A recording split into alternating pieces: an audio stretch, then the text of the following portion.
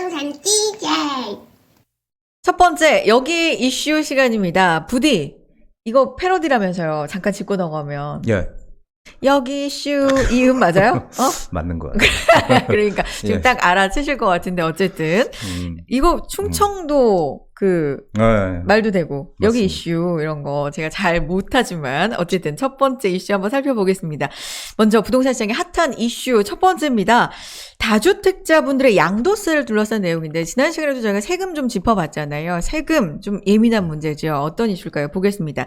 짧게 브리핑 해드리자면, 최근에 대통령직 인수위원회가 다주택자 양도소득세 중과를 한시적으로 1년 유예하는 방안을 정부에 요청하기로 했습니다.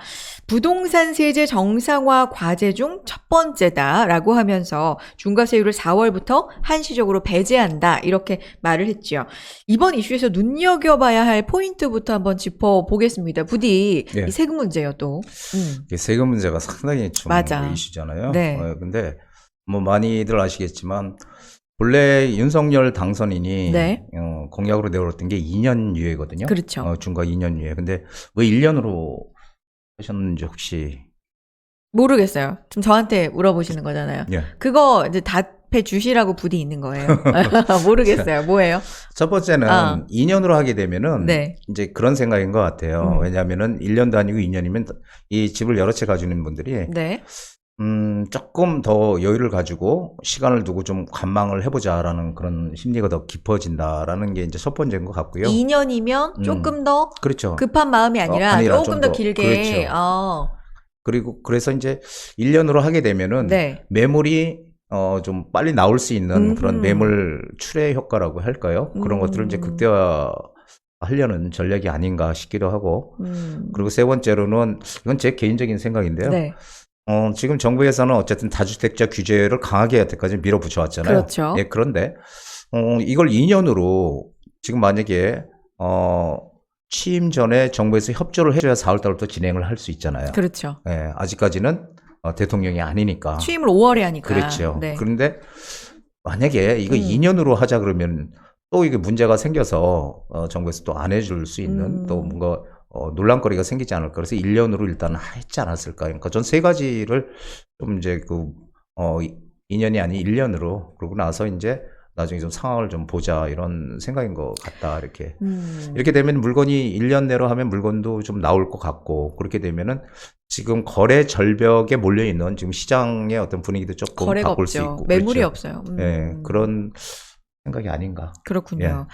자, 이런 세 가지 이유로 애초에는 2년 정도 얘기가 나왔다가 그렇죠. 1년으로 바뀐 게 아닐까라고 분석을 해주셨는데 이게 양도세 중과 요 문제를 따지자면 지금도 물론 중요하지만 조금 더 거슬러 올라가서 작년 6월 얘기를 안 할 수가 없어요. 그때 분위기가 어땠나요? 이게 이제 양도세 중과를 완화시켜 준 게 네. 사실은 2019년도에 12.16 대책이라고 해서 그때 이제 그 10년 이상 주택을 가지고 있었던 다주택자들에 대해서 한시적으로 중과를 배제해 주겠다 이랬거든요. 10년 보유. 10년 네. 보유한 사람들에 네. 한해서. 근데 이게 사실은 해주면 그냥 해줘야지. 그 10년 보유를 한 걸 갖다가 또 조건을, 네, 조건을 네. 거기다 다니까 사실은 물건이 안 나오는 거는 뭐 다들 뭐 사람들은 그렇게 다 안 나올 거라고 생각했었거든요. 네.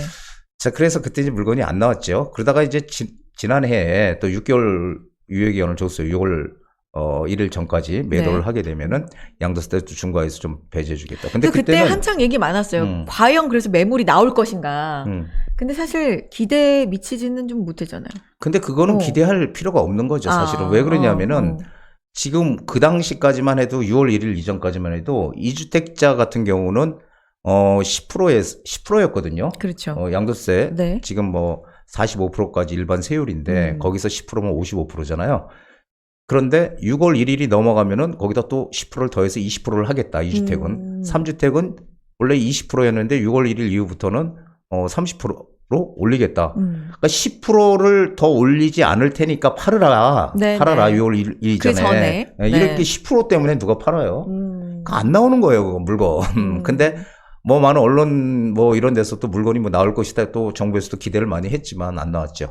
생각해보면 나중에 정말 확실하게 오를 것이면 10% 세금 때문에 쉽게 내놓지는 그렇죠. 않겠죠. 그렇죠. 그럴 사람은 뭐 그렇죠. 전혀 없지는 않겠지만 그래도 뭐 거의 없겠죠. 그렇죠. 예. 그 당시에 그래서 이건 사실 지금까지도 좀 논란이 되고 있는 문제긴 하지만 다주택자에 대한 어떤 프레임이랄까? 뭔가 죄인이냐, 투기 세력이냐, 이건 세금이 아니라 벌금이다, 뭐 이런 얘기들까지도 좀 많이 나왔던 걸로 기억을 하는데, 예. 이게 어떤 부작용이라고 볼 수 있을까요? 부디 어떻게 생각하세요? 그렇죠. 지금 뭐 다주택자가 이제 투기꾼이라는 그런 프레임이 지금 5년 동안 계속 씌워져 온 거죠, 사실. 그러니까 한마디로 우리가 집이라는 개념은 내가 거주하는 이 사용 가치를 가지고 있지만 거기에 또 이 투자 가치도 같이 있거든요. 그래서 집을 사용 가치 플러스 이 자산 가치 네. 이렇게 우리가 보통 집을 얘기하는데 이 자산 가치를 노리는 그 많은 사람들의 심리를 갖다 이 네. 욕망을 무시한 거죠, 전혀. 예, 그러다 보니까 오로지 사용 가치 또는 네. 집은 그냥 사는 거야. 이렇게 네. 하다 보니까 사실 시장에서 여태까지 우리가 그렇게 안 해왔잖아요. 근데 그러니까. 그게 이제 바뀌니까 거기에 대해 그 말대로 그렇게 또 따라갈 사람이 과연 얼마나 되겠습니까? 그래서 그러면은 이거를 조금 더 피부에 와닿게 설명을 해주시면 좋을 것 같은데 예를 들면은 뭐 다주택자라고 가정을 해볼 때 6월 전이잖아요. 6월 전에 팔게 되면 뭐 어떻게 되는 거고 6월 이후에 팔게 되면 뭐 어떻게 되는 거고 조금 더 덜 낸다 더 낸다 이런 개념으로 설명해 주시면 와닿을 것 같아요. 지금 현재는 물건이 좀 나올 가능성이 좀 있어요. 지금은? 만약에 네. 만약에 지금 1년간 유예를 하면 이거는 뭐냐면은 기존에는 어떤 조건을 제한을 달았지만 지금은 다주택자들이 1년 내에 이제 뭐 빠르면 4월 달부터 늦으면 5월 달부터 이제 시작이 되겠죠. 물건을 내놓으면은 중과가 아니라 일반 세율로 하겠다는 네, 거예요. 네. 최대 45%까지 일반 세율로 하겠다는 거기 때문에 지금 기본 세율이 6에서 45% 구간이거든요. 그러면은 최고로 많이 내야 45%잖아요. 그러면은 이거 지금 뭐 65%, 75% 내는 거랑은 차이가 많이 나기 그렇죠. 때문에 그렇죠. 충분히 시장의 매물은 충분히 나올 수 있다고 저는 보여져요. 그래서 상당히 이번에 그 어떤 그 조치는 시장을 정상화시키겠다는 지금 현재 당선인의 의중이 강하게 담긴 그런 메시지가 아닌가 그렇게 저는 생각을 하고 있습니다. 그럼 이거는 효과가 확실히 있을 것이다 이렇게 보시는 거네요. 네, 효과가 확실히 있으면 우리나라 부동산이 아니죠. 뭐야 예, 들었다 놨다. 효과가 확실히 이제 효과가 아니 있는 건 맞아. 지금 이전에는 매물이 나올 거다. 음. 좀 확신 있게 말씀해 주셨잖아요. 근데 지금은 또 아니네. 그게 네. 효과는 분명히 있어요. 네네. 근데 이제 효과가 어떤 물건이 나올 것이냐라는 거죠. 그러니까 결국은 지금 이렇게 되게 되면은 가령 제가 만약에 이제 서울에 네. 강남에 집이 한 채가 있고 네. 경기도에 한 채가 있고 지방에 한 채가 있어요. 예를 들어서 세 채. 수도권 외 지역에. 네. 그러면은 어떤 걸 먼저 할까요? 그러면 가장 서울에서 먼 거부터 팔고. 그렇죠. 가장 가격이 네. 많이 안 올 것부터 네, 팔 거 네. 아니에요. 그래서 결국은 이 중심 지역은 오히려 똘똘한 한 채 쏠림 현상이 더 강해질 수 있다라는 게 제 판단이고요. 오히려 물건이 나오는 것들은 이 외곽 지역들, 경기 외곽, 경기 중심도 아니고 외곽이나 이 지방의 갭 투자라고 해서 또 난리 났었잖아요. 우리 전세가를 이용해서. 그래서 전세가를 네. 활용해서 그런 갭 투자했던 물건들이 아마 좀 많이 이번 기회에 좀 풀리지 않을까 하는 게 제 생각입니다. 그렇군요. 그러니까 효과는 있을 건데 똘똘한 한 채는 절대 안 내놓을 거고. 그러니까 제한적인 아마 상황이 되지 않을까 싶어요. 그러면 오히려 격차는 좀 더 커질 수 있다. 그렇죠. 그게 바로 정답이에요. 양극화가 커질 수 있다. 네네네. 네. 그런 말씀을 지금 해주신 거고 이제 세금 얘기했으니까 아예 우리가 그 주택 가격을 예를 들어보자고요. 명시를 해보자고요. 만약에 얼마짜리 내가 얼마에 산 주택을 얼마에 팔 경우에 뭐 중과세는 어떻게 되고 이런 거를 한번 예를 들어주시면 좋을 것 같아요. 그러니까 이제 뭐 5억짜리 집이 10억이 되면 양도 차익이 5억이 생긴 거잖아요. 그렇죠. 양도 차익이 한 5억 정도 생겼을 때 그랬을 때 만약에 그 세금을 정상적으로 낸다. 이게 다주택자라고 생각했을 때 네. 그렇게 되면은 최소한 뭐 82.5%거든요. 왜냐면 지방세까지 포함하면은 75% 플러스 10%니까 75%에 10%니까. 그럼 5억이니까? 그러면 5억에 이제 뭐 75% 거기서 플러스 10% 하면은 얼마입니까? 85%면은 거의 뭐 한 4억 가까이 뺏기는 거죠. 와.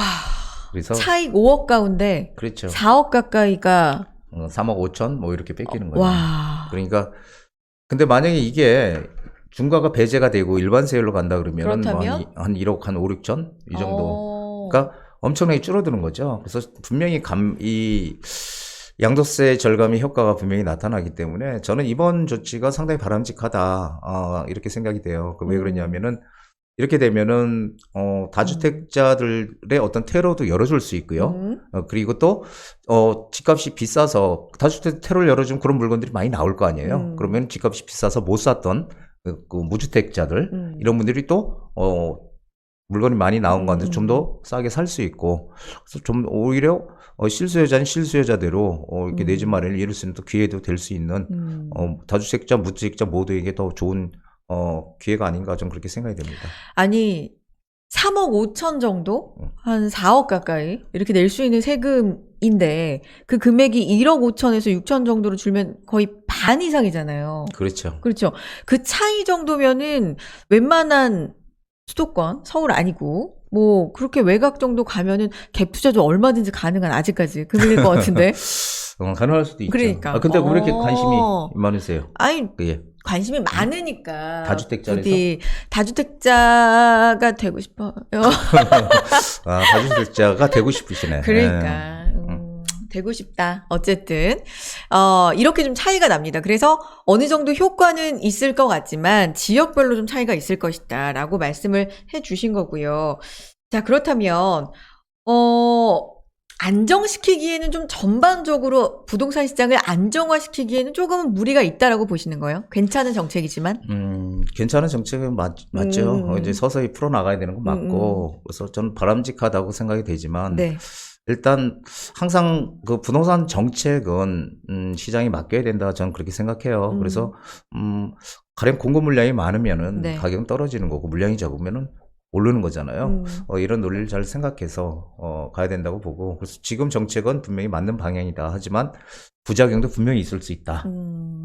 그 부작용을 어떻게 좀 잘 메꿔 나가느냐가 지금 현 정부의 관건이 아닌가 생각이 됩니다. 그럼 단도직입적으로 다주택자 분들은 지금 어떻게 해야 돼요?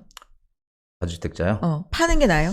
아니면 지역에 따라 달라요? 지역에 따라 틀릴 것 같아요. 그러니까 즉 지역이 만약에 내가 그 외곽 지역, 지방이나 이런 데 있다면 매도를 해야 되는 게 맞는 것 네. 같고요. 갈아타기를 하든지.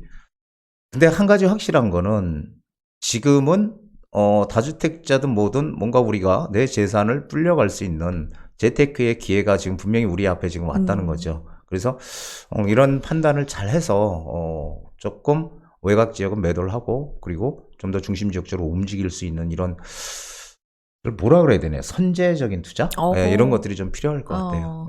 뭐 오해하실 수 있어요. 너무 다주택자 중심으로 이야기를 하는 거 아니야? 그건 아니고 첫 번째 이슈로 저희가 다주택자들의 양도세 중과 이슈를 다루다 보니까 중심으로 말씀을 드렸고, 이 가지고 계신 주택 수별로 주택이 아직 없다, 0채다 이신 분도 있고 한 채다 아니면 두 채다 그 이상이다 하신 분들도 뭐 다양하게 계실 텐데, 우리 주택 보유 수별 투자 전략 이런 것도 한번 얘기해 보는 건 어때요? 나중에. 나중에. 나중에. 지금 하자는 줄 알았어. 알겠습니다. 나중에 한번 준비를 해서. 나중에 네, 기대해 주시기 바랍니다. 여기 이슈 첫 번째였고요. 여기 이슈 두 번째로 넘어가 보겠습니다. 어디?